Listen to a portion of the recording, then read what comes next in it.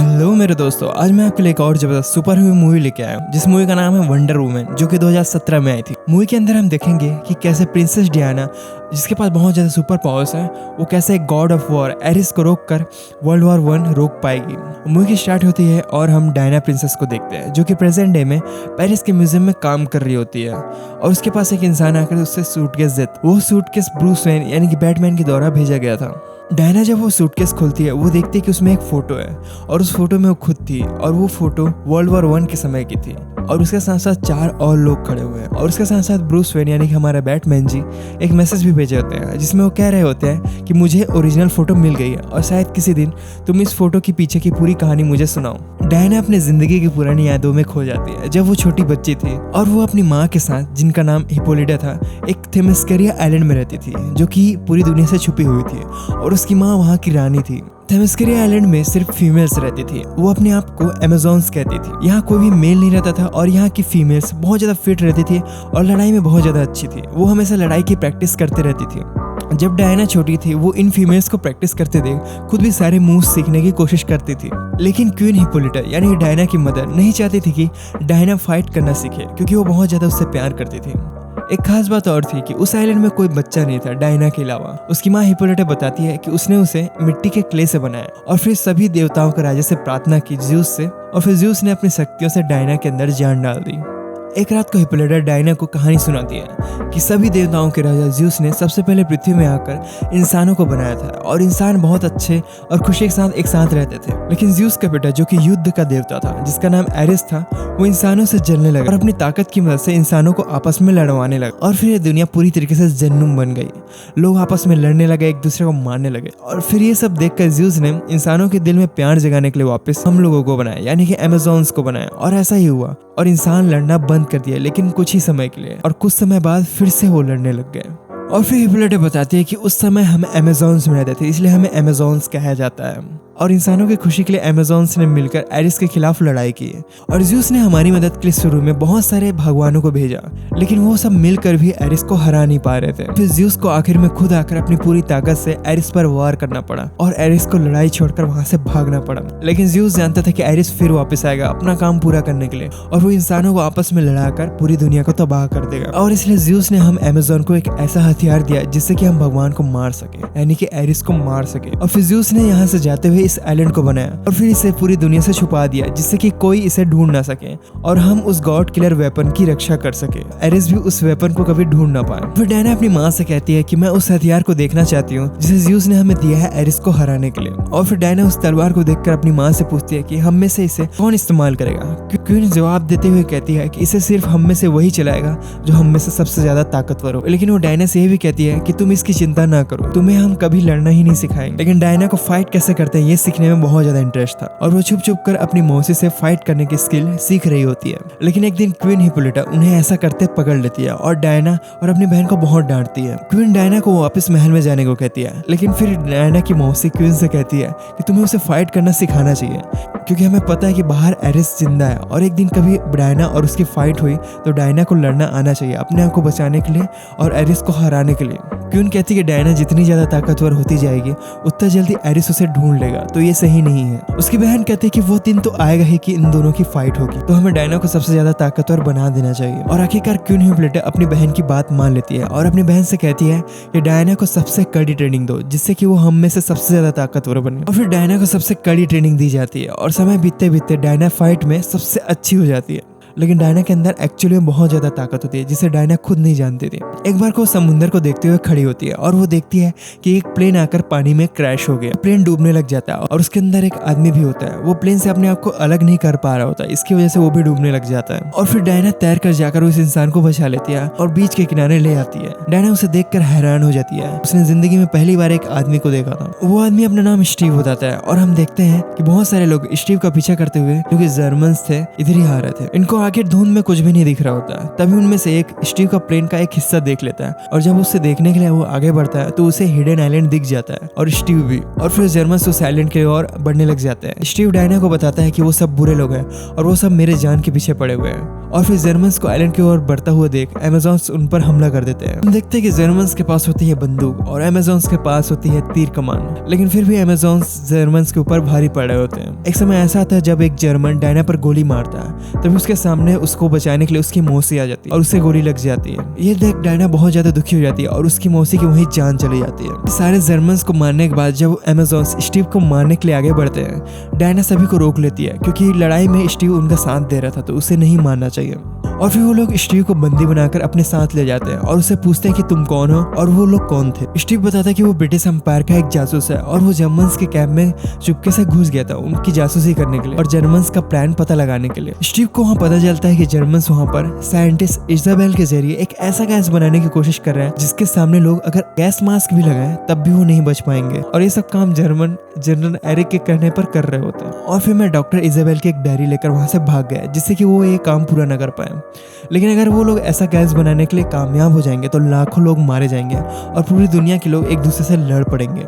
Actually मैं बताते चलूँ तो ये टाइम था 1918, यानी वर्ल्ड वॉर अब 4 साल हो गए थे और लगभग खत्म होने वाला था। लेकिन जर्मन्स अगर वो गैस बना लेते तो ये लड़ाई नहीं रुकती और लाखों लोग और मारे जाते हैं। वर्ल्ड वॉर के बारे में अमेज़न्स को कुछ भी पता नहीं होता क्योंकि वो लोग बाहर की दुनिया से कोई भी संपर्क में नहीं थे। और स्टीव कहते हैं कि अगर मैं ये डायरी ब्रिटिश एम्पायर के लीडर्स को दे दूं तो वो लोग जान जाएंगे इस गैस के बारे में और शायद लाखों जान बच जाए। ये सब बात सुनने के बाद डायना को लगता है कि जनरल एरिस ही एरिस है क्योंकि वो गॉड ऑफ वॉर है और वो वापस लौट आया है और वो इंसानों को आपस में लड़वा कर पूरी दुनिया को तबाह करना चाहता है। वो सभी अमेज़न को ये बात समझाने में लग जाती है कि हमें ज़्यूस ने एरिस को ही रोकने के लिए ही बनाया है, चलो हम सब मिलकर उसे रोके जिससे कि ये लड़ाई रुक जाए। लेकिन क्वीन हिप्पोलिटा कहती है कि ऐसा नहीं है, इंसान आपस में ऐसे ही लड़ रहे हैं, इंसान ऐसे ही है और हम एरिस को तभी रोकेंगे जब वो हम पे आकर अटैक करेगा। लेकिन डायना नहीं मानती, वो स्टीव को लेकर और अपने उस खास हथियार को लेकर जिसमें गॉड को मारने की शक्ति होती है उसे लेकर आइलैंड से निकलने वाली होती है अपने लोगों को बिना बताए। लेकिन तभी क्वीन हिप्पोलिटा डायना के पास पहुंच जाती है और डायना से कहती है अगर तुम यहाँ से बाहर चले गए तो तुम वापस इस आइलैंड को ढूंढ नहीं पाओगे और वापस हमारे पास नहीं आ पाओगे। डायना कहती है कि मैं यहाँ बैठकर एरिस को पूरी दुनिया तबाह करते हुए नहीं देख सकती, मेरे को जाना ही पड़ेगा। हिप्पोलिटा डायना से कहती है कि इंसान तुम्हारे मदद के लायक नहीं है, वो बहुत ज्यादा बुरे हैं, अपना ख्याल रखना। और फिर डायना स्टीव के साथ एक बोट में वहां से निकल जाती है और फिर वो लोग सीधा लंदन जाते हैं। और फिर स्टीव उस डायरी जिसे वो चुरा कर लाया होता है उसको अपने लीडर्स को दिखाता है, लेकिन वो उसे पढ़ नहीं पाते, वो किसी एशियन लैंग्वेज में होता है। तो डायना उनके लिए वो पढ़ती है क्योंकि डायना को तो 100 लैंग्वेज आते थे। डायना बताती है कि जर्मनी एक खास तरह का मस्टर्ड गैस बना रही है जिसके सामने अगर सैनिक गैस मास्क भी लगाए होंगे तब भी वो मारे जाएंगे। स्टीव अपने लीडर से कहता है कि आप हमें ऑर्डर दे और मेरे साथ एक टीम भेजे, मैं उस जगह पे जाऊंगा जहाँ पे ये गैस बनाया जा रहा है और मैं उस जगह को पूरी तरीके से तबाह कर दूंगा जिससे लाखों जानें बच सकती हैं। लेकिन वहाँ पे ब्रिटिश एम्पायर के लीडर्स जर्मन्स के साथ समझौते की बात कर रहे होते हैं, इसलिए ब्रिटिश एम्पायर के लीडर उसकी बात नहीं मानते क्योंकि अगर वो लोग एक बार और जर्मनी के ऊपर वार करेंगे तो उनके बीच का समझौता जो होने वाला है वो नहीं होगा। डायना बहुत ज्यादा गुस्सा हो जाती है कि ये तो बात सच है कि लाखों लोग मारे जाएंगे अगर वो गैस सही में बनाया जा रहा है तो, और तुम्हारे देश के ऑफिसर्स तो ये बोल गया कि इस जंग में सैनिक शहीद होते ही है। डायना कहती है कि जर्मन का लीडर ही एरिस है और वो लड़ाई चाहता है, इसलिए वो ये सब गैस बनवा रहा है जिससे सारे देश एक दूसरे से लड़ जाए। इधर हम देखते हैं कि डॉक्टर इजाबेल लगी होती है वही जहरीली गैस बनाने के लिए और उसके पास आता है जनरल एरिच। वो उससे पूछता है कि और कितना टाइम लगेगा गैस बनाने के लिए। वो बताते कि अभी थोड़ा टाइम लगेगा, लेकिन डॉक्टर इजाबेल जनरल के लिए एक खास तरह का कैप्सूल बनाई होती है जिस कैप्सूल को इजाबेल जैसी तोड़ती है, जनरल जैसे इनहेल करते हैं उस गैस को अपने अंदर, वो थोड़ी समय के लिए बहुत ज्यादा ताकतवर हो जाते हैं। और फिर डॉक्टर इजाबेल को एक आइडिया आ जाता है और फिर वो उस गैस को बनाने में कामयाब हो जाती है जो कि बहुत ज्यादा खतरनाक होती है। डायना चाहते थे कि वो मेन वॉर में जाए जहां पर वो एरिस को ढूंढकर उसे मार सके और फिर स्टीव फाइनली डायना को वॉर में ले जाने के लिए तैयार हो जाता है। और फिर वहां जाने से पहले वो लोग अपनी एक टीम बनाते हैं और फिर वो पांचों वॉर की तरफ बढ़ने लगते हैं। रास्ते में डायना घायल सैनिकों को देखती है जो वॉर में जख्मी होकर बचकर किस्मत से वापस आए होते हैं और उनकी हालत बहुत ज्यादा खराब होती है जिससे डायना को पता चलता है कि वॉर कितना खतरनाक है। फिर वो लोग पहुंचते हैं वेस्टर्न बेल्जियम फ्रंट में जहाँ पर ब्रिटिश और जर्मनी का वॉर चल रहा था। दोनों देशों के सैनिक लगभग 1 साल से अपने पोजीशन की रक्षा करके एक दूसरे से लड़ रहे थे। डायना देखते कि वहाँ पे सोल्जर्स मारे जा रहे थे और आम लोग भी अपना जान बचाने के लिए वहाँ से भाग रहे होते हैं। और फिर एक औरत डायमंड को बताती कि हमसे जर्मन्स ने हमारा सब कुछ छीन लिया, हमारे गाँव पे पूरा कब्जा कर लिया है और वहाँ के लोगों को अपना बंदी बना लिया है। वो बताती कि पहले वो गाँव ब्रिटिश एम्पायर में आती थी, लेकिन जर्मन्स ने अब उस पर कब्जा कर लिया है। डायना उनकी मदद करना चाहती थी और वो जर्मन्स को वहाँ से भगाना चाहते थे, लेकिन स्टीव कहता है कि हम ऐसा नहीं कर सकते। सामने जर्मन्स मशीन गन लिए बैठे हैं, अगर हम आगे बढ़े उस गाँव को बचाने के लिए तो जर्मन्स हमें मार देंगे। स्टीव बताता है कि ये नो मैंस लैंड है, यानी कि हमारे और उनके बीच कोई खड़ा नहीं हो सकता। अगर कोई वहाँ पे गया, अगर कोई आगे बढ़ने की कोशिश की तो उससे गोलियों से भून दिया जाएगा। डायना अपना जो चोगा ओढ़े रहती है उसको उतार देती है और फिर वो वंडर वुमेन वाले रूप में आ जाती है और फिर आगे बढ़ने लगती है जर्मन्स की तरफ। जर्मन्स उस पर गोली चलाना शुरू कर देती है। डायना बहुत ज़्यादा तेज होती है, वो अपने हाथ में लगे आर्मर्स से हर गोली को रोकने लग जाती है और फिर डायना अपने ढाल की मदद से उन मशीन गन की गोलियों से अपने आप को बचाती है। डायना के पीछे पीछे स्टीव और उसके साथी भी बढ़ते हैं और फिर उनके पीछे पीछे ब्रिटिश एम्पायर के सैनिक भी उनके साथ आगे बढ़ते हैं। वो धीरे धीरे जर्मन्स के ठिकाने तक पहुंच जाते हैं और सब मिलकर वहाँ के सारे सैनिकों को हरा देते हैं। और फिर आगे स्टीव, डायना और उसके साथी उस गांव तक पहुंच जाते हैं जहां जर्मन्स वालों ने कब्जा किया था, जो पहले ब्रिटिश एम्पायर का था। फिर हम देखते हैं कि डायना बहुत ज्यादा ताकतवर होती है, वो अपने सुपर पावर्स की मदद से सारे जर्मन्स को हरा देती है और उन्हें वहीं मार देती है। और फिर यहाँ पर जो गांव वाले जो गुलाम रह रहे थे वो आजाद हो जाते हैं। और ये सब कमाल था डायना, स्टीव और उसके 3 साथियों का। और उन गांव वालों में से एक उनकी पूरी टीम का एक फोटो खींच के निकालता है और ये वही फोटो था जो ब्रूस वेन डायना को भेजा था। अब स्टीव को पता चलता है कि पास में जर्मन ऑफिसर का एक बहुत बड़ा पार्टी होने वाला है और स्टीव उनके बीच छिप कर जाने का सोचता है, जिससे कि वो उस गैस के बारे में पता लगा सके कि वो कहाँ बन रहा है और फिर वो वहाँ जाकर उन सभी गैस को तबाह कर सके। रात को स्टीव और डायना एक साथ डांस करते हैं और एक दूसरे के साथ प्यार का इजहार भी करते हैं। अगली सुबह इनकी पूरी टीम उसी जगह के लिए निकल जाती है जहाँ पार्टी होने वाला था।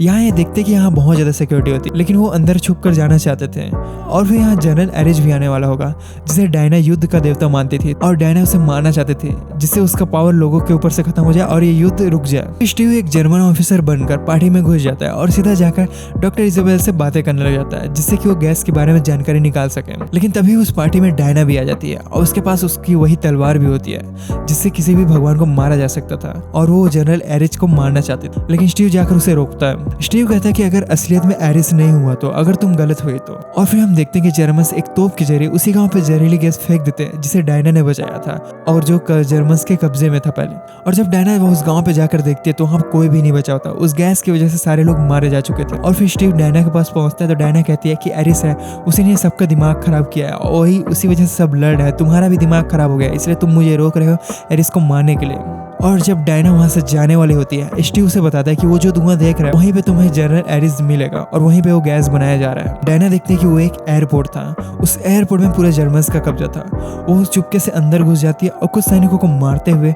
वो सीधा पहुंच जाती है जनरल एरिस के पास। एरिस डायना पर सीधा गोली चलाता है, लेकिन डायना अपने कवच से उसे रोक लेती है। इसे देख जनरल एरिक अपने उस खास कैप्सूल से वो गैस निकालता है और अपने अंदर ले लेता है और फिर वो बहुत ज्यादा ताकतवर हो जाता है थोड़ी देर के लिए। और डायना एरिस को इतना ज्यादा ताकतवर देख समझने लग जाती है कि यही एरिस है और उसे मारने के लिए पीछे पड़ जाती है। उनके बीच बहुत लड़ाई होती है, लेकिन लड़ाई के आखिर में फिर वो अपने गॉड किलर तलवार से, जिससे किसी भी भगवान को मारा जा सकता है, उससे वो जनरल एरिस को मार देती है और उसे लगता है कि उसने एरिस को मार दिया। उसे लगता है कि अब जब एरिस मर चुका तो उसका प्रभाव इंसानों से खत्म हो जाएगा। लेकिन ये देख वो बहुत ज्यादा दंग हो जाती है कि सारे जर्मन सैनिक अभी भी उस एरोप्लेन पे उस गैस के सिलेंडर्स भर रहे होते हैं। तभी वहाँ पे स्टीव आ जाता है। डायना स्टीव से कहती है कि मैंने तो एरिस को मार दिया, पर ये लोग रुक क्यों नहीं रहे, इनका दिमाग अब शांत क्यों नहीं हो रहा। स्टीव कहता है कि शायद एरिस हो ही ना, शायद इंसान लोग ऐसे ही होते हैं, लालची होते हैं, लड़ना चाहते हैं। डायना कहती है कि मैंने देखा है, लोग मर रहे थे, बच्चे भूख से तड़प रहे थे, लेकिन इंसान इन सब पर ध्यान न देकर सिर्फ लड़ाई कर रहे थे,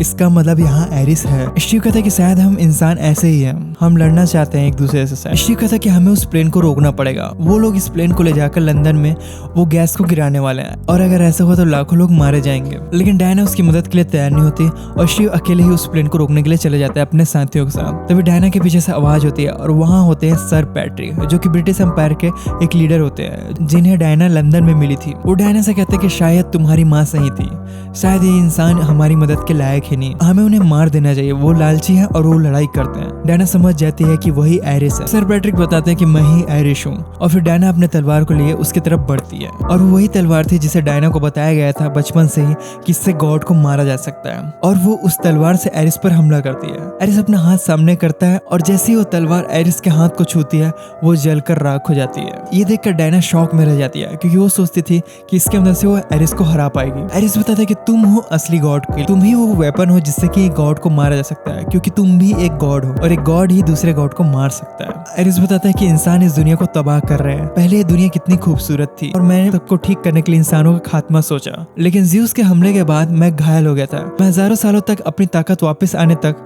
चुप चुप कर रहता रहा और इंसान जितने भी बंदूक, बम, इन सब चीजों का इस्तेमाल कर रहे हैं वो लोग एक दूसरे को मारने के लिए, उनका फॉर्मूला मैंने उनके कानों में जाके फुसफुसाया है, जिससे कि वो इन चीजों की खोज कर पाए और इन सब का इस्तेमाल करके आपस में लड़कर मर जाए। लेकिन कभी भी मैंने इंसानों को लड़ने के लिए नहीं उकसाया, वो खुद ही लड़ना चाहते, मैं तो बस उनकी मदद करता हूँ। और अब मेरा सपना पूरा होने वाला है। अब ये इंसान आपस में लड़कर पूरी तरीके से खत्म हो जाएंगे और मैं सही साबित हो जाऊंगा और सब समझ जाएंगे कि इंसान और सभी भगवान समझ जाएंगे मेरी तरफ ही कि इंसान बुरे हैं। एरिस डायना से कहता है कि मैं तो तुम्हें तभी मारना चाहता था जब मैंने तुम्हें पहली बार देखा था, लेकिन मैं तुम्हें ये सब दिखाना चाहता था जो कोई दूसरे भगवान देख नहीं पाए कि इंसान कितने बुरे हैं।